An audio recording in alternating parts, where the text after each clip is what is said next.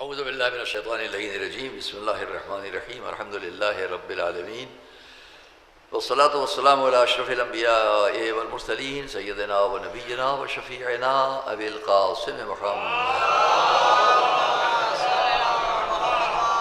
وآل بیتہ الطیبین الطاہرین المعصومین المظلومین ورحمۃ اللہ علی اعدائہم وقتلتہم وغاصبی حقوقہم اجمعین من الاولین والآخرین. اما بعد فقد قال اللہ سبحانہ فی کتاب المبین وقولہ الحق. بسم اللہ الرحمن الرحیم. کما ارسلنا فیکم رسولا منکم یتلو علیکم آیاتنا ویزکیکم ویعلمکم الکتاب والحکمہ ویعلمکم ما لم تکونوا تعلمون.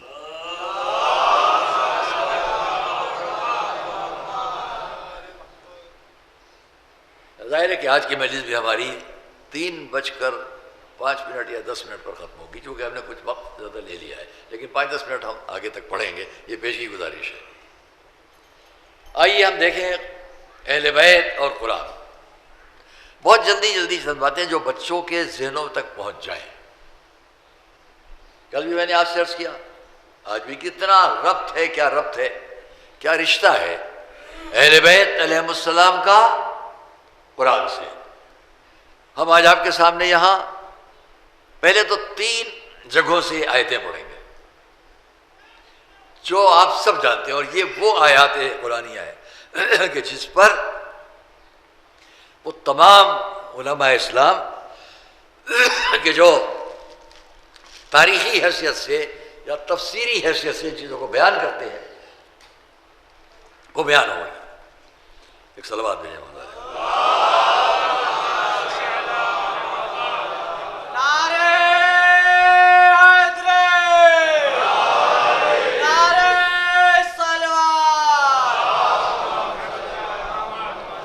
ایک گزارش یہیں پر اور بھی آپ سرچ کر لیں کہ مجلس کے فوراً بعد ممبر سے ہم اتریں گے نہیں، مگر فوراً بعد آپ سب کے ہاتھوں سے آپ سب اس شرف میں شریک ہوں گے. متولیان و علماء حرمہائے مقدسہ حضرت ابوالفضل عباس، حضرت ابا عبداللہ امام الحسین، اور خود ہمارے آپ کے مولا علی ابن ابی طالب. ان کے حرمہائے مقدس کے گنبدوں پر کے جو پرچم ہیں وہ ہم کو وہاں کے علماء نے ہدیتاً دیے تھے، جو میرے لیے بہت بڑا شرف ہے. وہ ابھی یہاں نصب کیے جائیں گے اور آپ سب کے ہاتھوں سے، تاکہ اس شرف میں آپ بھی شریک رہیں. لوگ بوسہ دیں گے، زیارت کریں گے. یہ تینوں پرچم تینوں حرمائے مقدسہ کے جو یہاں رہتے ہیں، ہر سال 2 سال پہلے عطا ہوئے تھے. میں یہاں اکیلا گھر میں نہیں رکھ لیتا، بلکہ یہاں لا کے لگا دیتا ہوں کہ سب اس شرف کو حاصل کریں. صلوات محمد علیہ.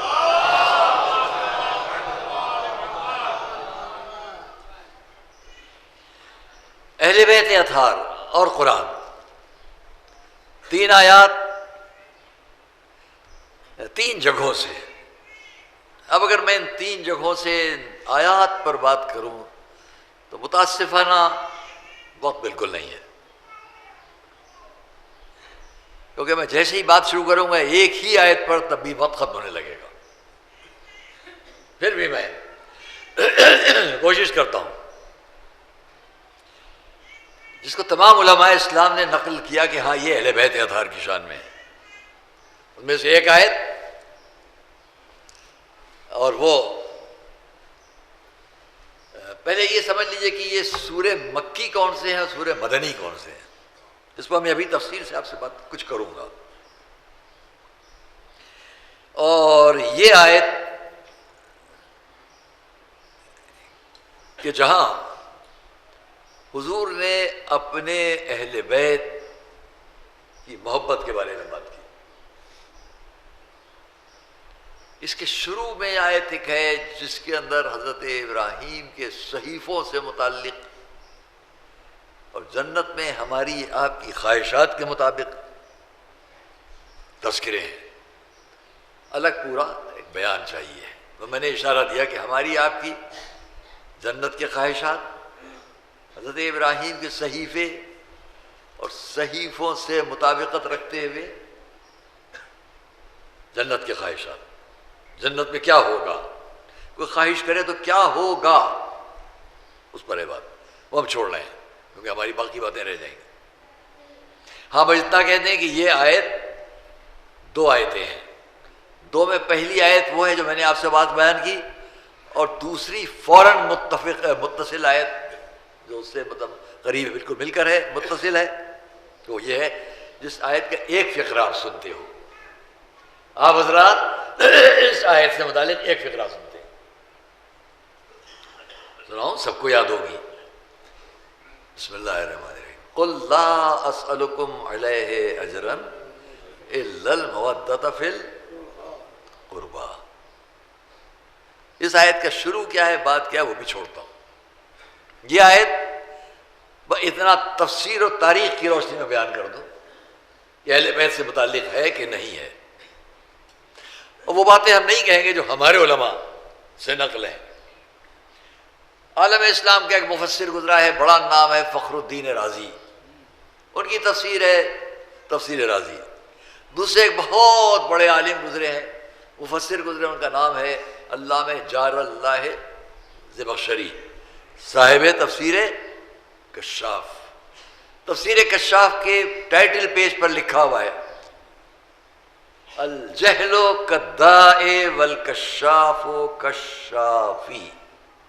کشاف الگ مطلب ہے، کشافی الگ مطلب ہوا۔ انہوں نے بڑے سلیقے سے لکھا الجہل کالداء والکشاف کشافی۔ جہالت ایک مرض ہے، اور یہ کتاب کشاف کشافی مثل شفا دینے والے کے ہے۔ وہ جہالت کے مرض میں جو مبتلا ہے اس کتاب کو پڑھیں تو ان کو شفا مل جائے گی۔ جب اس آیت پر انہوں نے لکھا تب ہماری سمجھ میں آیا کہ کہاں کہاں جہالت ہے اور کہاں کہاں شفا ملے گی۔ صلوات محمد علیہ وسلم۔ بہت جلدی یہ کتاب اور یہ آیت ختم بات۔ انہوں نے لکھا کہ جب کئی دن تک لوگ سونے اور چاندی کے طبق لے کے آتے رہے، یا رسول اللہ آپ نے بڑی محنتیں، بڑی زحمتیں، بڑی مشقتیں اٹھائیں، یہ حاضر ہے۔ سونا چاندی ہیرے جواہرات یہ بیچارے لانے والے یہ نہیں جانتے تھے کہ اس کے سامنے تم آ رہے ہو جو سنگریزے اٹھاتا ہے تو جواہر بن جاتے ہیں۔ صلوات محمد علیہ وسلم۔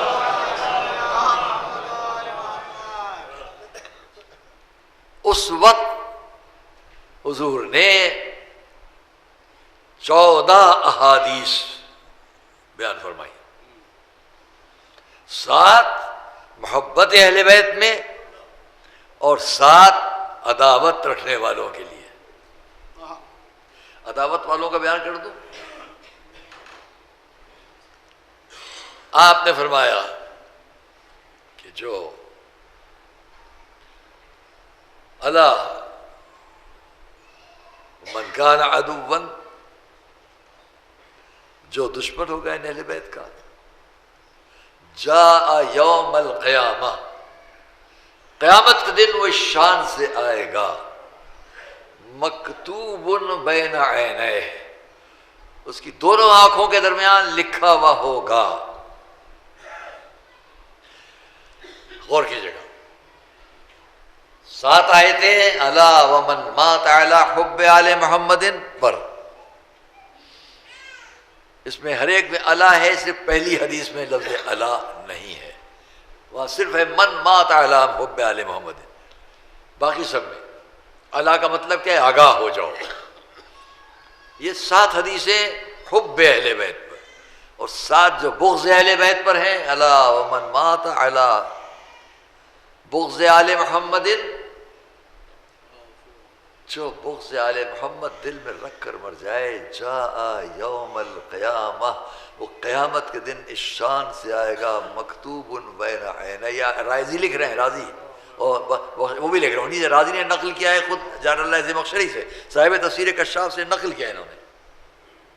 اصل وہ ہے اتنا بڑا جس کو یہ لوگ کہتے ہیں کہ علماء اسلام نے جس شخص سے قرآن کی تفسیر کا لکھنا سیکھا وہ ہے علامہ زمخشری۔ تو جو اتنے بڑے آپ کے مفسر اور عالم ہوں، ان سے باقی مفسرین نے نقل کیا، رازی وغیرہ نے، وہ کیا لکھ رہے ہیں، جو بغض آل محمد دل میں رکھ کر مر جائے، کینہ، حسد، دشمنی، بغض، جاء یوم القیامہ، وہ قیامت کے دن اس شان سے آئے گا، اس کی دونوں آنکھوں کے درمیان لکھا ہوا ہوگا، دور سے پہچانا جائے گا یہ غور تو کرو کہ جہاں نام اعمال ہاتھوں میں ہے وہاں یہ نام عمل پیشانی پر ہے۔ صلوات محمد علیہ مکتوب بین عینیہ، اس کی دونوں آنکھوں کے درمیان لکھا ہوگا آئس من رحمت اللہ، یہ اللہ کی رحمت سے مایوس تھا۔ محبت آل محمد رحمت الہی ہے، اور جو اس سے مخالف ہے وہ مایوس ہوگا اللہ کی رحمت سے۔ اور اب انہوں نے لکھا یہ آئس من رحمت اللہ شیطان کے ناموں میں سے ایک نام ہے، گویا جو آئے گا قیامت میں بغض دل بغض آل محمد رکھ کر، اس کی پیشانی پر لکھ دیا جائے گا یہ شخص شیطان تھا۔ صلوات محمد علیہ وسلم۔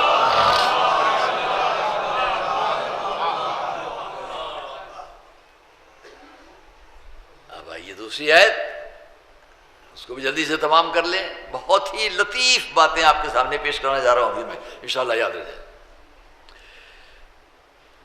اور دوسری بات پھر آ رہی ہے سامنے، وہ ہے سورہ آل عمران سے متعلق۔ یہ ہو گئی جو میں نے آیت بیان کی، یہ سورہ شورا سے متعلق ہے، جس کا دوسرا نام حام میم عین سین قاف بھی ہے، دو نام ہیں اس سورے کے۔ اب جو آپ کے سامنے ایک آیت تو وہ ہے کہ جو سورہ المائدہ سے متعلق ہے، اور ایک وہ ہے یہ جو سورہ آل عمران سے متعلق ہے۔ اب دونوں میں سے جس کو پڑھ دوں میں آپ کے سامنے، وہ جلدی جلدی ان آیتوں کو۔ اہل بیت، قرآن اور اہل بیت، آپ نے دیکھا اتنے بڑے مفسر بھی یہ لکھنے پر مجبور ہیں کہ یہ آیت اہل بیت کی شان میں ہے۔ اب اہل بیت کی لفظ کے ساتھ مشکوک نہ کرو، اس کے لیے اس طرح کی بات کہہ دوں کہ جیسے یہ اس وقت دن ہے، اتنا روشن۔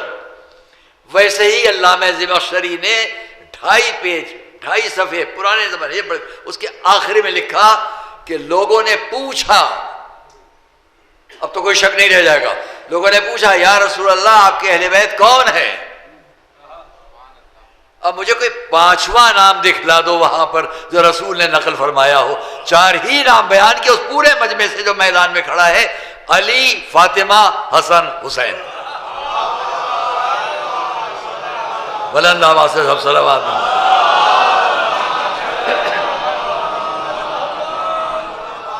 ایک اور صلوات محمد علیہ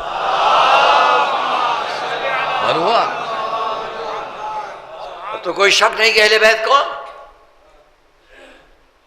دوسری بات آئی ہے، جب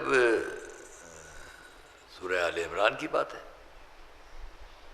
کہ حضور نے اس پر بہت کچھ پورا عشرہ پڑھا جا سکتا ہے، پڑھا جائے، بہرحال آپ کے سامنے جلدی سے بس آیت کو بیان کر کے ختم کر دوں کہ حضور نے چادر میں سب کو جمع کیا، معلوم ہے آپ کو، قصہ چادر، حدیث قصہ، اس پر سب پڑھتے ہیں۔ یہ بھی پڑھا جاتا ہے کہ جبرائیل آئے، اجازت لی، شریک ہوئے، ہوا نا۔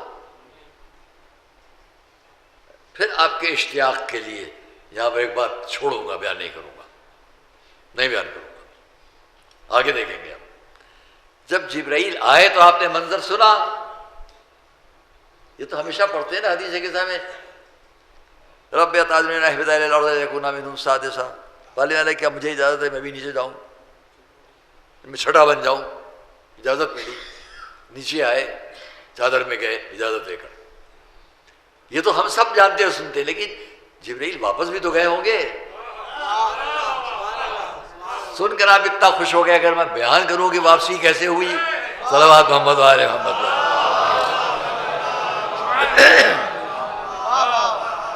چلیے آپ کا اشتیاق رہنا جائے، آپ کہیں گے یہ بیکار کی باتیں کرتے ہیں، ممبر پر بات تھوڑی سی کہہ کے چھوڑ دیتے ہیں، الزام رہ جائے گا، لہذا اس بات کو کیونکہ فضائل اہل بیت میں لہذا بیان کر ہی دوں۔ بھائی اتنا سا فکرہ، بہت چھوٹا سا فکرہ ہے۔ جبرائیل آئے شرکت ہوئی. آپ حدیث کتاب پڑھتے ہیں، ہر گھر میں پڑھی جاتی ہے. یہ فقرہ نہ بھولیے گا جو کہنے جا رہا ہوں. واپسی ہوئی، جب جبرائیل واپس چلے اور اوپر ملائکہ کی صفوں سے گزرے، جو کوئی نہیں بیان کرتا، ہم سے سن لیجیے. جب ملائکہ کی صفوں سے جبرائیل گزر رہے ہیں تو ہر جگہ ملک پوچھ رہے ہیں جبرائیل جب آپ گئے تھے تو آپ کی شان کچھ اور تھی، اب جب آپ واپس جو آ رہے ہیں یہ شان کیا ہے؟ صلوات محمد و آل محمد پر. جملہ تمام نہیں ہوا ہے، جملہ تمام نہیں. جبرائیل جب آپ گئے تو آپ کی شان کچھ اور تھی، اب جو آپ واپس آئے ہیں تو آپ کا یہ جاہ و جلال و جمال کچھ اور ہو گیا ہے، یہ ایسا کیوں ہوا؟ تو جبرائیل نے جواب دیا تم کو نہیں معلوم، میں محمد و آل محمد میں شریک ہو کر آ رہا ہوں. صلوات محمد و آل محمد. اما جن کی بزم میں آ جانے سے جبرائیل کا حسن و جمال بڑھ جائے، ان کی محبت جن دلوں میں آ جائے، ان کا جمال کیسا ہوگا؟ صلوات محمد و آل محمد.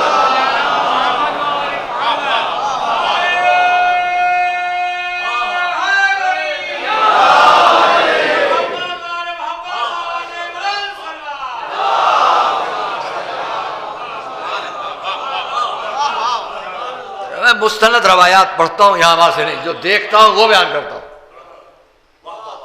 ابھی پھر آپ سے کہہ دوں کہ آپ ان حرمہائے مقدس کے جو پرچم ہیں جو یہاں تحفتاً ہماری عزت و شرف ہمارے لیے، ان کو بھی آپ نصب کریں گے مجلس کے فوراً بعد. کم سے کم یہ تو اندازہ کیجئے کہ یہ وہ پرچم ہیں کہ جو ان گنبدوں پہ لہراتے ہیں. کہاں؟ جن کے لیے ایک اور بس جبرائیل کے جس کو میں اب بعد میں بیان کروں گا کل پرسوں کی مجلس میں، کہ جہاں پر جب حضور سے پوچھ لیا میرے آپ کے مولا نے تو جواب میں ایک فقرہ آیا ہے، افضلیت کے موضوع پہ جواب میں فقرہ آیا ہے. جبرائیل اور ملائکہ مقربین ہمارے اور ہمارے شیعوں کے چاہنے والوں کے خدام ہیں. غور کیجیے، آپ جو یہاں بیٹھے ہیں مومنین و مومنات، یہ فرشتے خدام ہیں. اپنی عظمت کو محسوس کرو. ایک صلوات محمد علیہ.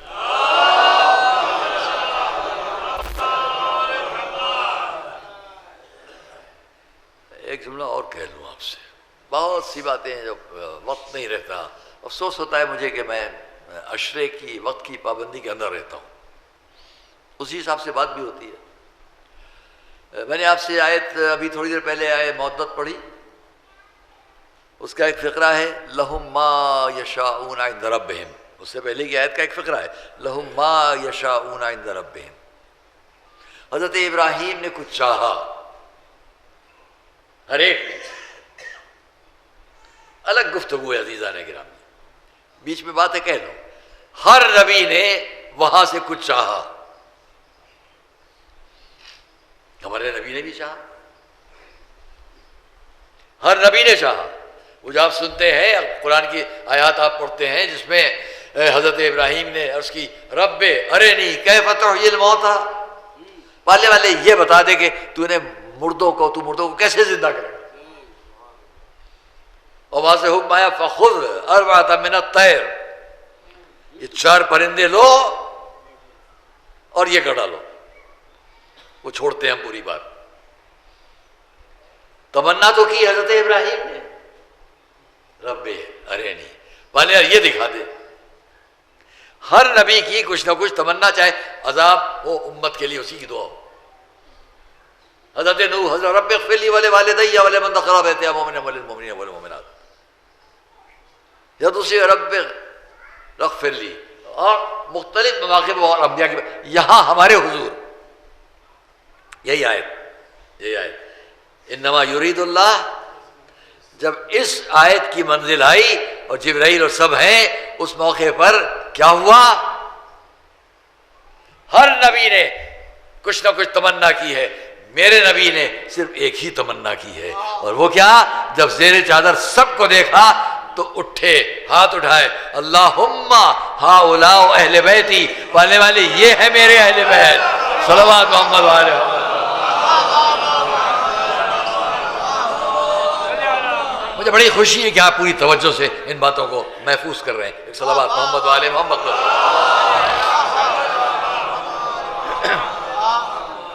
کیا جواب آیا؟ کیا نہیں، سب چھوڑتا ہوں۔ تیسری آیت، فَمَنْ حَاجَّكَ فِيهِ مِن بَعْدِ مَا جَاءَكَ مِنَ الْعِلْمِ فَقُلْ تَعَالَوْا نَدْعُوا أَبْنَاءَنَا وَأَبْنَاءَكُمْ وَنِسَاءَنَا وَنِسَاءَكُمْ وَأَنفُسَنَا وَأَنفُسَكُمْ ثُمَّ نَبْتَهِلْ فَنَجْعَلْ لَعْنَةَ اللَّهِ عَلَى الْكَاذِبِينَ۔ اہل بیت کی شان میں وہ کہ جن کو سارے علماء، یوں میں پورے قرآن کی بات کرتا ہوں، اور ایک صلوات پڑھیں میں اس پہ بات کروں گا آپ سے۔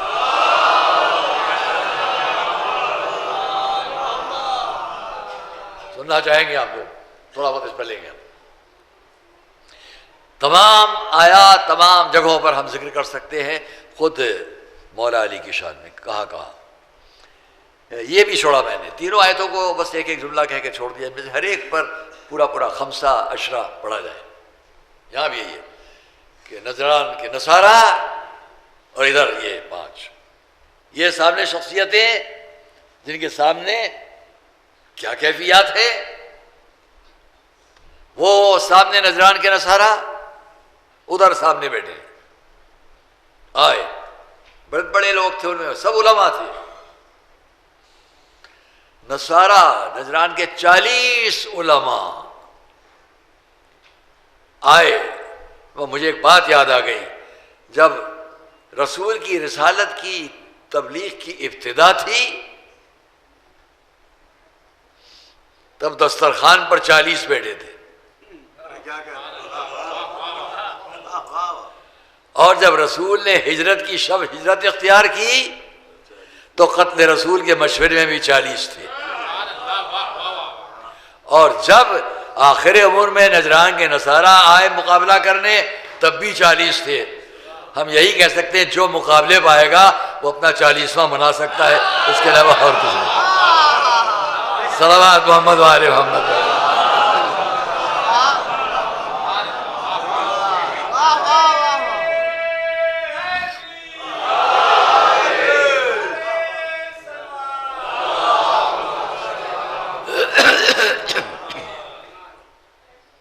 یہاں ہم اس فہرست کو آپ کے سامنے پڑھیں گنائیں، بہت زیادہ خرچ ہوگا، ہم پھر دیکھیں گے اسے۔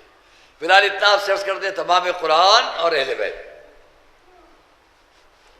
کیا رشتہ ہے پورے قرآن کا ہمارے اور آپ کے اہل بیت علیہ السلام سے۔ ہم اب سے تقریباً 86 90 10 16 26 تقریباً 30 سال پہلے حج کرنے گئے تھے، اور ایسے ہی 28 سال پہلے عمرہ کرنے گئے تھے۔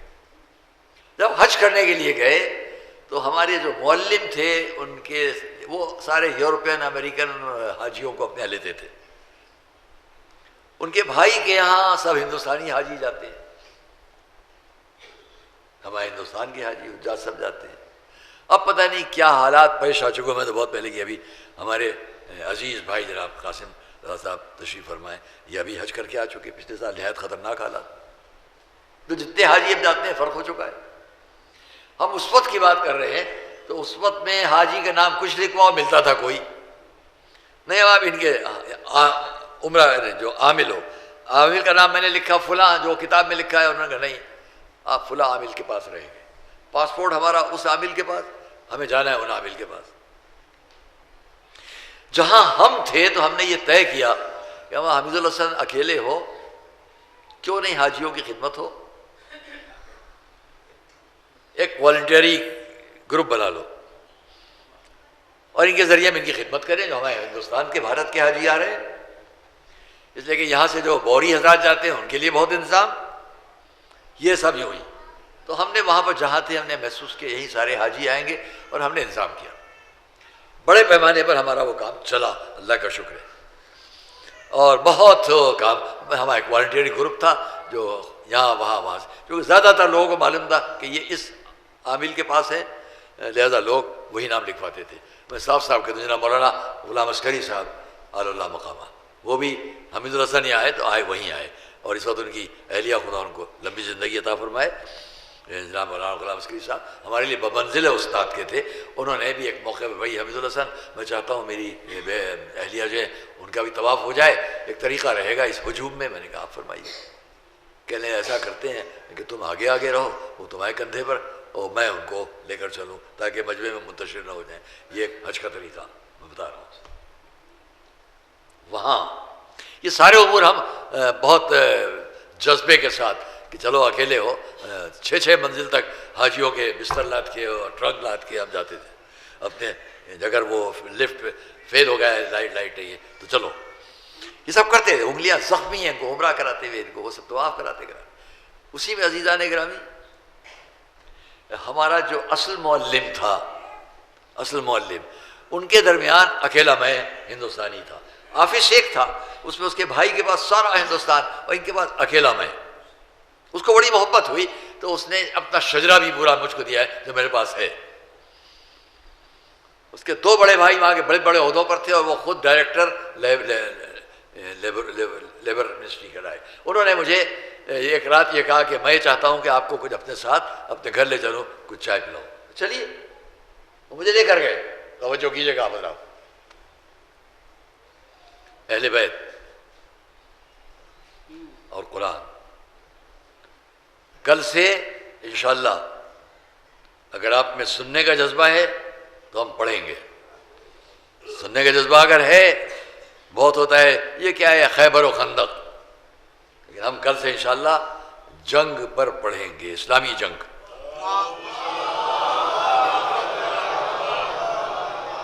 اور آپ جانتے ہیں کہ اسے میں اپنے خاص کیفیات کے ساتھ پڑھتا ہوں. تو اگر ہم وہاں کی بات کریں، یہ موٹر بابو ان کے ساتھ بیٹھے، رات کا وقت ہے، اب وہ مجھے بتاتے ہوئے جا رہے ہیں یہ جگہ یہ ہے، یہ جگہ یہ ہے. پھر اپنے گھر لے گئے، جو کچھ انہیں چائے ضیافت کرنا تھی. ہم بڑے خوش تھے. ایسا بہت ہی کم شاذ و نادر ہوتا ہے کہ معلم خود اپنے کسی حاجی و زائر کو اپنے گھر لے جائے، چائے پلائے، محبت فرمائے، سب ہو. تو انہوں نے راستے میں مجھے ایک جگہ دکھائی، اس لیے میں آپ کو زحمت دے رہا ہوں. دیکھو تم، اچھا میں نے یہ بھی محسوس کیا کہ جب میں اپنے ہندوستان، بہت لمبا سفر تھا وہ ان کے گھر تک، جب بیچ میں میں کہیں ہندوستان کی اور زیارت کی اور زائرین کی اور عزاداری کی بات کرتا تھا تو اس کونے میں موٹر میں بیٹھے تھے، میں اس کونے میں بیٹھا ہوں، بڑی گاڑی تھی، تو میں دیکھتا تھا چپکے سے وہ رومال نکال کے اپنی آنکھوں کو جو ان کے پاس ہو اس سے پوچھتے تھے. تو مجھے خیال آیا کہ میں امام حسین کا نام لیتا ہوں، یہ روتا ہے، صرف نام سن کے روتا ہے. عزیزان گرامی آپ خوش نصیب ہو، آپ خوش نصیب ہو کہ آپ عزاداری کو اس طرح منا رہے ہو. وہ وہاں کتنی قید و بند میں ہوتے ہیں کہ اگر کسی اور سے نام حسین سن لیں تو انہیں کیسا عجیب سا لگتا ہے، آنکھوں میں آنسو ہو جاتے ہیں. انہوں نے مجھے ایک جگہ دکھلائی، موٹر ہلکے ہلکے چل رہی ہے. انہوں نے کہا یہ عربی ہمایوں کی باتیں ہو رہی ہیں. انہوں نے کہا یہ سامنے جو مکان آپ دیکھ رہے ہو یہ مکان ہے حضرت خدیجہ کا، حضرت خدیجہ کا. اور انہوں نے ایک بات کہی کہ اس مکان کے گرد و پیش میں قریب میں بھی کہیں کوئی طہارت کرنے کی جگہ نہیں ہے. میں نے کہا یہ کیوں؟ انہوں نے کہا اس لیے کہ حکومت اس بات پر عزم کیے ہوئے ہے کہ چونکہ اس گھر میں وحی نازل ہوتی تھی، اس کے اس کو قرب و جوار میں بھی کوئی نجاست نہ دکھلائی دے. ہم نے اس کو بڑی اہمیت کے ساتھ اس بات کو سنا. پہلی مثال ہے کہ اب اس کو گورنمنٹ نے، حکومت نے لائبریری بنا دیا. کم سے کم اس حکومت نے یہ بھی تو خیال کیا کہ یہاں وحی نازل ہوتی ہے، اس لیے یہاں قرب و جوار میں بھی کوئی نجاست کے لیے جگہ نہ ہو، ہونا ہی نہیں چاہیے کیونکہ وحی نازل ہوتی تھی. یہ آپ نے سن لیا. اب میں آپ سے ایک بات پوچھتا ہوں، جو گھر جہاں وحی نازل ہو رہی تھی یا ہوتی تھی، مکے اور مدینے میں، بہت توجہ کرنا، 2 ہی گھر. مکے میں حضرت خدیجہ کا گھر. اس گھر کا نام کیا ہے؟ میں نے دوسری کتاب میں جو ریاض سے چھپی ہے اور وہاں سے تاریخ الحرمین الشریفین، دوسری اخبار و مسجد الحرام، دونوں کتابوں میں سے کسی ایک میں نے دیکھا، اگر ہو سکا تو دیکھ کے حوالہ پورا آپ کے یقیناً پھر بیان کر دوں. اس میں دیکھا میں نے کہ جس گھر میں حضرت خدیجہ رہتی تھی، چونکہ وہاں پر وحی نازل ہوتی تھی، اس لیے اس گھر کا نام ہی پڑ گیا قبۃ الوحی. صلوات پڑھیں مولانا.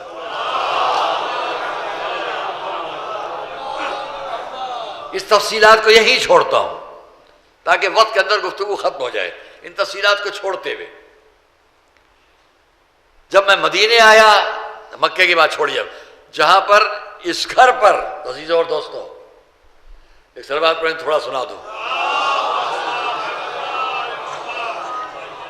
اس گھر پر جہاں مکے میں ہے، کون کون سے سورے نازل ہوئے؟ سنیے گا، سنیے گا. نعرے حیدر!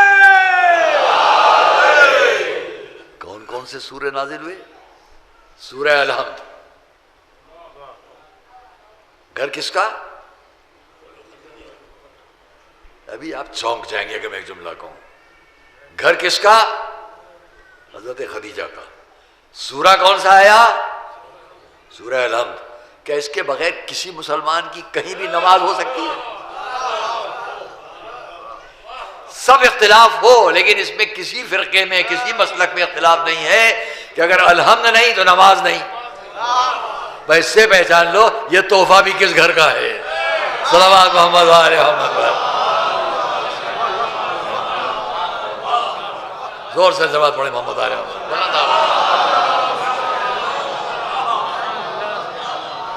اب اگر ایک سورے کے بارے میں ان باتوں کو کہوں، یہاں کیا آیت ہے یہاں کیا ہے، تو پھر بڑا اشرا چاہیے. جلدی جلدی اس بات کو بھی تاکہ تمام ہو وقت کے اندر گفتگو. سورہ الحمد یہاں سب سے پہلا سورہ اقرا. الحمد کے بعد اقرا پڑھو. حضور پر کیا گزری اس پورے منظر میں، کیا ہوا چھوڑیے. اس کے بعد الانعام، الاعراف، یونس، ہود، یوسف، ابراہیم. سن رہے ہیں آپ کون کون سے سورے؟ یونس، ہود، یوسف، ابراہیم، نوح. میں نے کیوں بیان کیا؟ الانبیاء.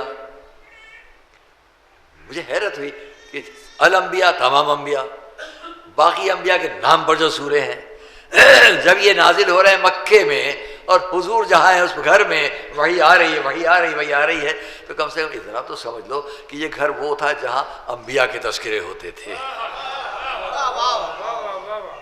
یہیں پر الحجر ہے، النحل ہے، بنی اسرائیل ہے، الکہف ہے، یہ الفرقان ہے، الشعراء ہے، النمل ہے، القصص ہے، العنکبوت ہے، الروم ہے، السجدہ ہے، لقمان ہے، سبا ہے، فاطر ہے، یاسین ہے، الصافات ہے، صاد ہے، الزمر ہے، المومن ہے، حامیم سجدہ ہے، شورا ہے، زخرف ہے، الدخان ہے، الجاثیہ ہے، الاحقاف ہے، قاف ہے، الذاریات ہے، الطور ہے، النجم ہے، القمر ہے، الواقعہ ہے، الملک ہے، ملک ہے، القلم ہے، الحاقہ، المعارج، النور. جن ہے، المزمل، المدثر، القیامہ، المرسلات، النبأ، النازعات، عبس، التکویر، الانفطار، المطففین، الانشقاق، البروج، الطارق، الاعلیٰ، الغاشیہ، الفجر، البلد، الشمس، اللیل، الضحیٰ، النشرہ، التین، العلق، القدر، العادیات، قاریات، تکاثر، النصر، الہمزہ، الفیل، قریش، المعون، الکوثر، الکافرون، اللہب، الاخلاص، الفلق، الناس. یہ سورے یہاں ان میں سے کون سے نام آپ نے خاص سنے؟ ان میں سے پھر سے کہہ دوں ایک دفعہ، 2-3 نام. یہی وہ جگہ ہے جہاں پر النجم نازل ہو رہا ہے، یہی وہ جگہ ہے جہاں پر شمس کا سورہ آ رہا ہے، یہی وہ جگہ ہے جہاں پر قمر کا سورہ آ رہا ہے. کہ چاند، سورج، ستارے سب اگر نثار ہے تو اسی گھر بنے. صلوات محمد علیہ محمد.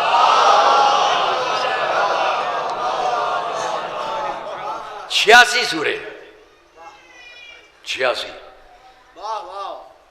پھر کہیں آپ سے ایک بڑا ماشاءاللہ میں ملتفت ہونے والا لکھنؤ کا مجمع ہے. 86 سورے مکے میں آئے، میں نے آپ کے سامنے پڑھے. ان 86 میں کیا کیا ہے؟ 8 اور 6. 8 اور 6 ملائیے کیا ہوتا ہے؟ 14. معلوم مکے کے بھی سورے ہیں، وہ اس کی گواہی ہے کہ 14 کا نام یاد رکھو، سوروں کی بات سمجھ میں آ جائے. نہیں ابھی بھی بات نہیں واضح ہوئی. ابھی میں نے کبھی بہت پہلے یہاں کہا ہے پورے قرآن میں کتنے سورے ہیں؟ 114. ماشاء اللہ 114 سورے پورے قرآن میں ہیں. بس یاد رکھو کہ ایک اللہ کے نام کا 14 معصومین کے نام کے. صلوات محمد و آل محمد. سب مل کے صلوات محمد و آل محمد. اب مدنی سوروں کی بھی بات میں پڑھتا آپ کے سامنے، ان میں بھی بہت سی باتیں ان کو بھی چھوڑتے ہوئے. جب میں مکے میں اس معلم کے ساتھ جن کو میں بہت احترام سے دیکھنے لگا، ان کے دادا نے مجھ کو بلوایا اور اپنا شجرہ مجھ کو دیا، وہ بھی ہے میرے پاس. میں مدینے آیا. مدینہ منورہ میں امور سے فرصت پاتے پاتے اب یہ ہر جگہ ہمیں فکر ہوتی ہے یہاں ایسا کیوں ہے. جنگوں کے سلسلے میں پڑھوں گا، بدر و خیبر و خندق وغیرہ میں جہاں سے جو موقع ہوگا. اب کل سے انشاءاللہ شروع ہوگی بات، تو اس میں ہم آپ کو جنگ احزاب، جنگ خندق کے سلسلے میں ایک روایت پیش کریں گے. وہ روایت لکھی ہوئی بھی ہے اور زمین پر بچھی ہوئی بھی ہے. صلوات محمد علیہ. ایسی کوئی روایت آپ نے نہیں جس کا نقشہ زمین پر بنا، وہ پیش کروں گا انشاءاللہ.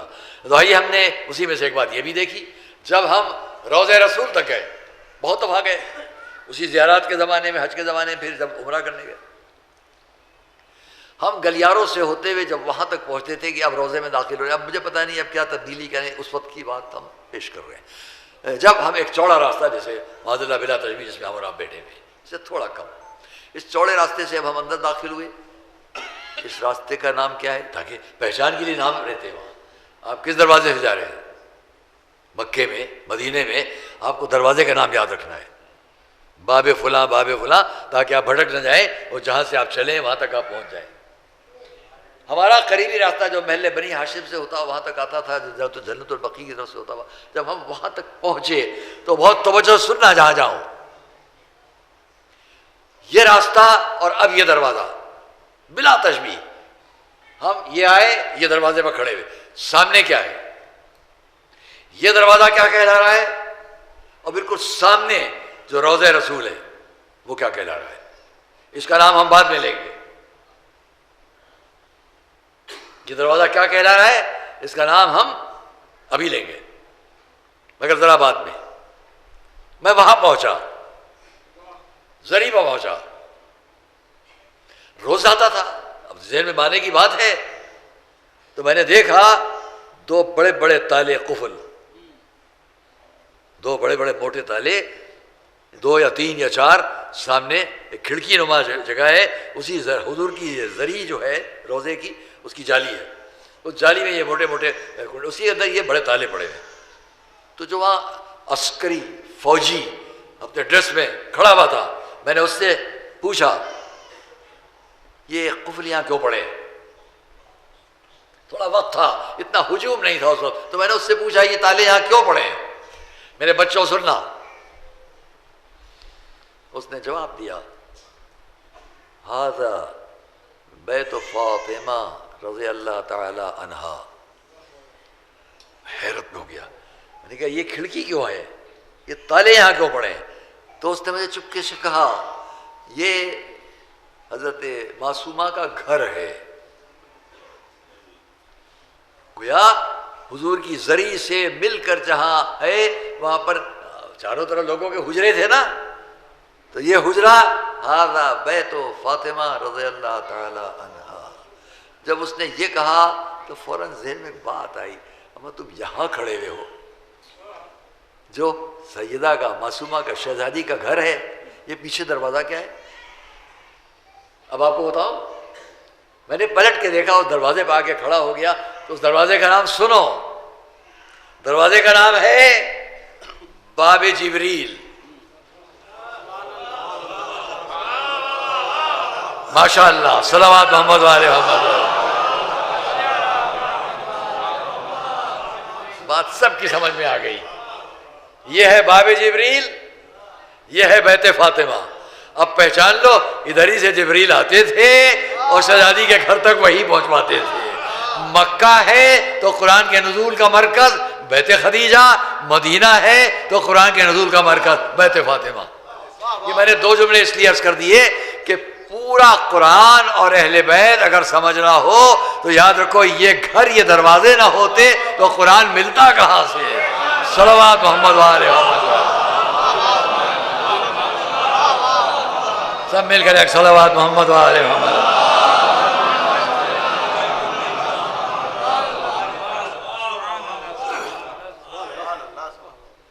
اور اس دروازے کے آنے جانے پر میں ایک لطیفہ بیان کیا کرتا ہوں، میں نے کہہ دیا 10 منٹ کچھ بہت زیادہ لوں گا، بہت معافی و معذرت کے ساتھ۔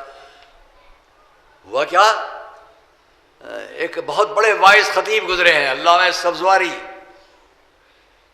ان کا واقعہ میں نے دیکھا، ممبر پر بیٹھے، میں کبھی بیان کر چکا ہوں آپ لوگوں سے، ممبر پر بیٹھے ہوئے ہیں اور تقریر کر رہے ہیں، کہنے لگے ایک جگہ ایسی مشکل میں پڑ گیا کہ اس سے زیادہ مشکل کبھی نہیں ہوئی۔ کیا مشکل ان کو پڑی؟ کہہ رہے ممبر سے میں نے اتفاق سے یہ کہہ دیا کہ رسول کے اوپر 12,000 دفعہ جبرائیل آئے، نازل ہوئے رسول کے سامنے، 12,000 دفعہ جبرائیل رسول تک آئے۔ مجمع میں ایک نوجوان کھڑا ہو گیا اور اس نے کہا یہ تو بتائیے علی کے پاس کئی بار آئے؟ کہنے کہ اس سے زیادہ مشکل میرے سامنے کبھی نہیں کہ میں اب کیا کہوں۔ تو فوراً ذہن میں جواب آیا اور انہوں نے فوراً کہا 24,000 دفعہ۔ یہ کیسے؟ کہا رسول نے فرمایا ہے میں شہر علم، علی اس کا دروازہ، ایک دفعہ آئے ایک دفعہ گئے۔ صلوات محمد والے محمد۔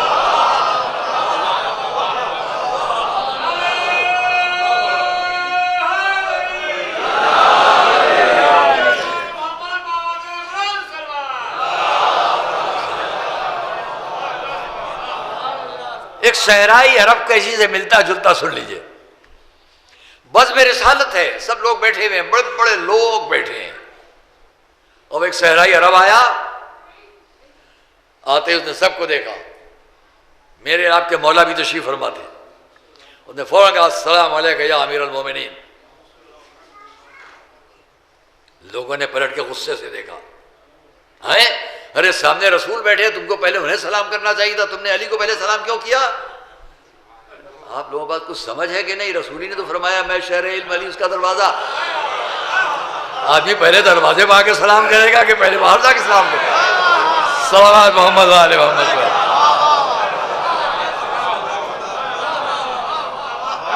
ایک اور صلوات محمد والے محمد پر۔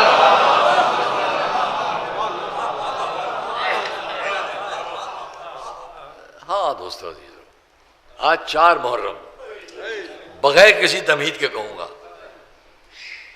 ہمیشہ آج کی تاریخ ہم آپ کے سامنے 2 چھوٹے چھوٹے کم سے بچوں کا ذکر کرتے ہیں۔ میں جلدی ذکر کر لوں تاکہ بات اور بہت آگے تک نہ جائے۔ جس وقت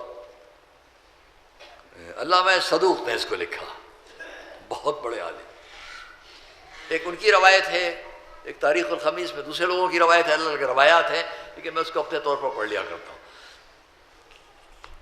کہ جب کربلا کا واقعہ پیش آ چکا، ایک یہ روایت ہے، سال بھر تک یہ بچے قید خانے میں رہے۔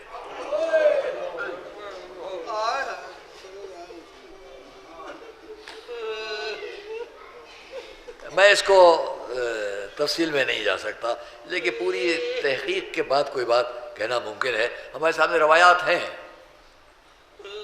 ان میں ایک یہ بھی ہے جو زیادہ بیان کی جاتی ہے اور زیادہ لکھی جاتی ہے کہ جب حضرت مسلم کی شہادت ہو چکی، شہادت سے پہلے آپ نے اپنے دونوں ان بچوں کو جو آپ کے ساتھ تھے، 2 بچے یہاں ساتھ ہیں اور 2 بچے اس قافلے میں جو کربلا کی طرف ہے، ایک بچی بھی اس میں ہے۔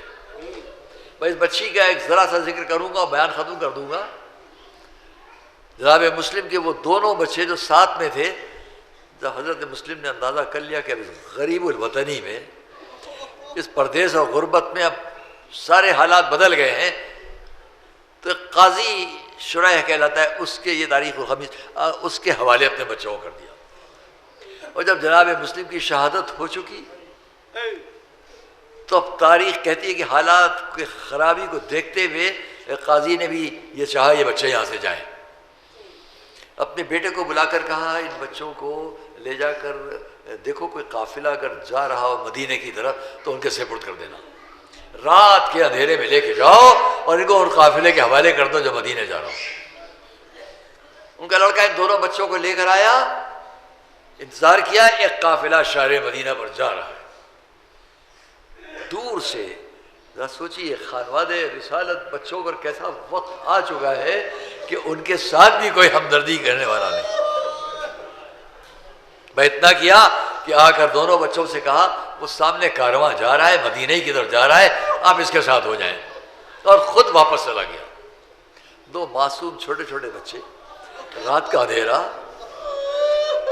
اس نشانی پر بڑھے جدھر کارواں جا رہا ہے، اس کی کچھ گرد اڑ رہی ہے، رات کا وقت ہے، اس حساب سے آگے بڑھے آگے بڑھے آگے بڑھے، قریب پہنچے تو دیکھا گرد تو ہے، کارواں نہیں ہے، قافلہ جا چکا ہے۔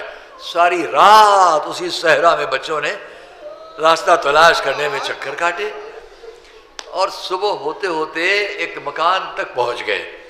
وہاں ایک ضعیفہ کھڑی ہوئی تھی، اس کو دیکھا، دیکھ کر کہا اے ضعیفہ کیا یہ ممکن ہے کہ ہمیں تھوڑی پناہ دے دو؟ ایک روایت یہ بھی ہے، اور ایک یہ کہ نہیں، جا کے درخت پر بیٹھ گئے۔ جب درخت پر بیٹھ گئے، کھجور کا درخت جس کی دو شاخیں نکلی تھیں، اس پر جا کے بیٹھ گئے۔ ایک کنیز آئی پانی بھرنے کے لیے، تو روایت کا فقرہ ہے جب اس نے پانی کے لیے ڈول پانی میں ڈالا تو یہ لفظیں ہیں تاریخی کہ اس نے دیکھا کہ کانہما قمران عاکسان فی الماء، ایسا لگا جیسے پانی میں دو چاند چمک رہے ہیں۔ اوپر دیکھا دو معصوم بچے بیٹھے ہوئے ہیں۔ بچوں آپ کون ہیں، یہاں کیوں بیٹھے ہیں؟ بتلا دیں، کچھ ہمارے ساتھ رحم کرے گی؟ بتلایا۔ جب یہ ہوا تو اس نے کہا بچوں میرے ساتھ آؤ، میری مالکہ جو ہے وہ بہت زیادہ مومنہ ہے، وہ محب اہل بیت ہے۔ اس گھر میں پہنچے بچے، جب انہیں معلوم ہو گیا مکان کی مالکہ کو یہ کون ہے، مسلم ابن عقیل کے بیٹے ہیں، خانواد رسالت سے ہیں، تو بڑا احترام کیا، بڑا اہتمام کیا، ایک حجرہ صاف کیا، لے جا کے اس میں بچوں کو آرام کرنے کے لیے انتظام کیا۔ رات کا وقت گزرا، جو اس کا بیٹا تھا یا اس کا داماد تھا وہ بہت ہی شقی القلب تھا، وہ آیا تو اس نے پوچھا کہ تیری کیا کیفیت ہو رہی ہے؟ کہا تجھ کو نہیں معلوم کہ جناب مسلم کے دو بیٹے قید خانے سے نکل گئے ہیں اور ان کے لیے انعام مہیا ہوا ہے، میں ان کی تلاش میں ہوں۔ عزیزان گرامی، وہ مومنہ کانپ گئی کہ گھر کے اندر بچے ہیں اور یہ انہی کی تلاش میں ہے، کچھ ترکیب کرو لیکن بچوں تک نہ پہنچ سکے۔ لیکن ہم اور آپ جانتے ہیں رات گزرنا شروع ہوئی، بچوں کی آنکھ کھلی، ایک بھائی نے دوسرے بھائی سے کہا بھیا اٹھو، اب یہ بھی خواب میں دیکھا ہے رسول آئے ہیں، بابا آئے ہیں، علی مرتضیٰ آئے ہیں، میں نے بھی یہی خواب دیکھا ہے۔ بچوں کی باتوں کی آوازیں اس شخص کے کانوں تک پہنچی، اٹھا آیا، تم بچوں یہاں میرے مکان میں کیوں؟ جب سب جواب دیا، وعدہ لیا اگر بتا دے تو کوئی ظلم تو نہ کرے گا۔ کہا ہاں بتلاؤ، عہد لیا، قسم لی، اب بتلایا ہم خانواد رسالت کے بچے ہیں۔ آپ سمجھ سکتے ہیں کہ کیا ظلم کیا۔ تاریخ لے گا سختی کے ساتھ چھوٹے چھوٹے بچوں کے چھوٹے چھوٹے معصوم ہاتھوں کو رسی سے باندھ دیا گیا، درخت سے کہیں جانے نہ پائے، اور ایک روایت یہ کہ ستون خانہ سے ساری رات دونوں بچے اسی طرح سے ایک ستون خانہ سے بندھے ہوئے، ہاتھ بندھے ہوئے ہیں۔ اسی طرح صبح ہوئی، بچوں کو لیا، فرات کے کنارے آیا، پہلے غلام کو حکم دیا قتل کر دے ان کو، چہرہ دیکھا اس نے بچوں کا، دریا میں کود کر فرار کیا، بیٹے کو حکم دیا، اس نے بھی وہی کیا۔ اب مومنہ ہے جو بار بار کوشش کرتی ہے، کیا تجھ کو رسول سے شرم نہیں؟ کیا تجھ کو معصومہ سے شرم نہیں؟ یہ کیا کرنے جا رہا ہے؟ لیکن اسی عالم میں آگے بڑھا، بچوں کو قتل کرنا چاہا۔ ہاں دوستو اور عزیزو، جب یہ منظر بچوں نے سمجھ لیا کہ اب یہ ہمیں قتل کیے بغیر نہ مانے گا، ایک فرمائش کی، کیا اس کی اجازت ہے کہ ہم دونوں نماز پڑھ لیں 2 رکعت؟ نماز کی اجازت دی۔ بچے نماز پڑھ رہے تھے کہ اسی عالم میں بڑھ کر بڑے بھائی کی گردن پر وار کیا گیا، سر کو لے کر اپنے پاس رکھا، لاشوں کو زمین پر پڑا رہنے، چھوٹے بھائی نے دیکھا، دوڑ کر اپنے بھائی سے لپٹ گیا اور اسی عالم میں فریاد کرنے لگا۔ ہاں، دونوں بچوں نے شہید ہونے سے پہلے، شہادت سے پہلے 2 فرمائشیں اس مومنہ سے کی جو سامنے کھڑی ہوئی تھی۔ سن لیجئے، آنکھوں میں آنسو آئیں گے۔ اے مومنہ، آخر تو نے بڑی خدمت کی، لیکن ایک فرمائش ہے، جب ہم قتل کر دیے جائیں ہمارے لباس ہماری ماں کے پاس بھیج دینا، ہمارے زلفیں تراش کے ماں کے پاس بھیج دینا، انہیں معلوم ہو جائے ان کے بچے عالم غربت میں شہید کر دیے گئے۔ جزاکم اللہ۔ عزیزو بات ختم کر دیتا، وہ اتنا سنیے کہ جب دوسرے بچے کو بھی شہید کر دیا، دونوں کی لاشیں فرات میں ڈال دی گئیں، دونوں بچے ایک دوسرے سے لپٹ گئے۔ وہ مجھے اتنا کہنا ہے، دونوں کے سروں کو لے کر ابن زیاد کی طرف وہ چلا، ہاتھ وقت گزرا، تاریخ گزری، لٹا ہوا قافلہ کربلا کا کوفے سے گزر رہا ہے۔ جب کسی کو معلوم ہوا کہ یہاں پر مسلم شہید ہوئے، راوی لکھتا ہے کہ سواریوں پر سے ایک بچی نے خود کو نیچے گرا دیا، دوڑتی ہوئی آگے بڑھی، پکار کر پوچھا میرے دونوں چھوٹے بھائی زلیخا بابا کے ساتھ تھے، کوئی بتائے میرے بھائی کہاں ہیں، کوئی سمجھائے میرے بھائی۔